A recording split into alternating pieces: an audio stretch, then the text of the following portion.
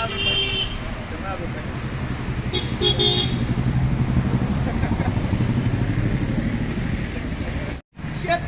25 कोटी रुपयाचा चुना लावणाऱ्या कृषी विभागाचा जाहीर निषेध। या ठिकाणी त्यांनी शेतकऱ्याला चुना लावलाय, त्यांचा या ठिकाणी निषेध करताना चुना लावून जावा।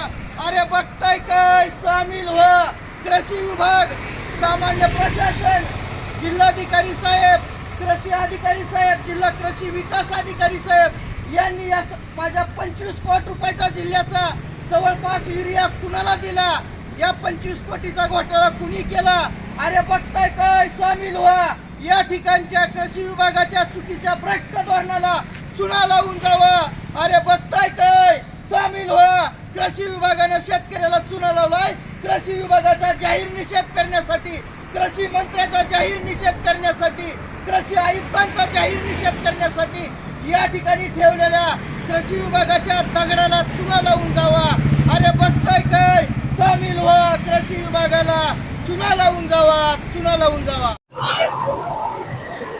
मागील 2 महिन्यापासून आम्ही धाराशिव जिल्ह्यातील या ठिकाणचा युरिया कुठं मुरला याचा पाठपुरावा करत असताना कृषी विभागाच्या वतीनं सांगितलं की जिल्ह्यामध्ये 8000 मेट्रिक टन खत शिल्लक आहे।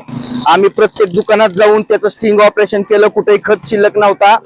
आमच्या परस्पऱ्या काही पत्रकार बांधवांनी पण त्या ठिकाणी काही ऑफिस दुकानांना भेटी दिल्या, त्यांना पण त्या ठिकाणी खत नसल्याचं दिसून आलं। तशा पेपरमध्ये, सोशल मीडियावर, दूरदर्शनवर, न्यूज चॅनलवर बातम्या सुद्धा आल्या की धाराशिव जिल्ह्यातला युरिया कुठं मुरला। आम्ही कृषी विभागाच्या अधिकाऱ्यांना पाठपुरावा केला। सेंट्रल बिल्डिंग या ठिकाणी असलेल्या कृषी अधीक्षक अधिकारी यांना फोन केला असता त्यांनी सदरील विभाग माझ्याकडे येत नाही, जिल्हा परिषदेच्या कृषी अधिकाऱ्यांकडे येतो, त्यांच्याकडे पाठपुरावा केला असताना त्यांच्याकडून पण उडवीची उत्तरं दिली जातात। तालुका गुण नियंत्रक म्हणून त्यांचे कर्मचारी आहेत, ते त्याच्यावर नियंत्रण ठेवतात म्हणून सांगितलं जातंय। परंतु सध्या जिल्ह्यामध्ये एक पोतही खत शिल्लक नाही, एक पोतही युरिया मिळत नाही आणि हे दोन्ही हरामखोर अधिकारी चांगल्या पदावर बसलेले या ठिकाणी या सर्वसामान्य शेतकरी पुत्राला उडवीची उत्तरं देतात। काही अधिकारी तर म्हणतात की माझं 6-7 महिनेच ड्युटी राहिलेली आहे, मला तुमच्या जिल्ह्याशी काही घेणं नाही।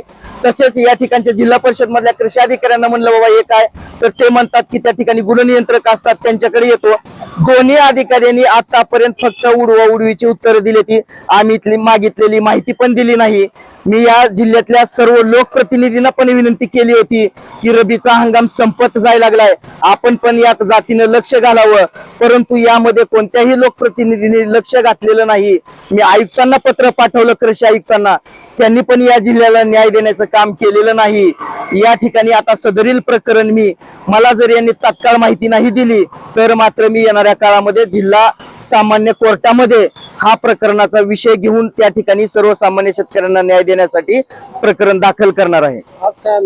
आज या ठिकाणी आम्हाला जो 25 कोटी रुपयाचा या ठिकाणी चुना लावायचं काम जिल्हा कृषी अधीक्षक अधिकारी, जिल्हा कृषी विकास अधिकारी व आयुक्त कृषी यांनी जे केलेलं आहे त्याचा निषेध करण्यासाठी आम्ही आज या ठिकाणी कृषी प्रशासनाचा नावानं या ठिकाणी एक दगड ठेवला आणि त्यांना आम्हाला जो चुना लावलाय त्याचा निषेध करण्यासाठी या ठिकाणी चुना आंदोलन केलं।